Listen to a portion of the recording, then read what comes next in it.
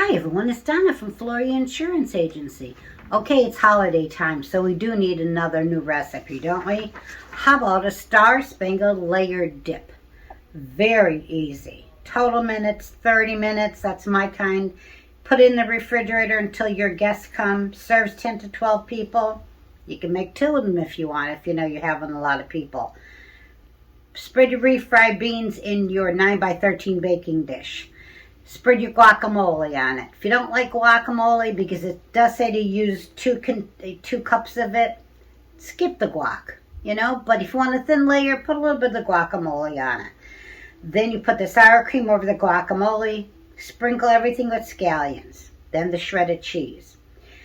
Then if you want to do this flag idea, put the black olives in the corner. And then make stripes with the salsa, with the sour cream. And sprinkle over that Cotija cheese if you'd like on it.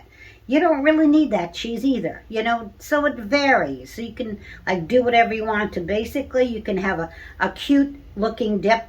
I like to use the scoops for it so they can just go in with it, or take a spoonful to their plate and have a plate full of the chips with them. So there you go.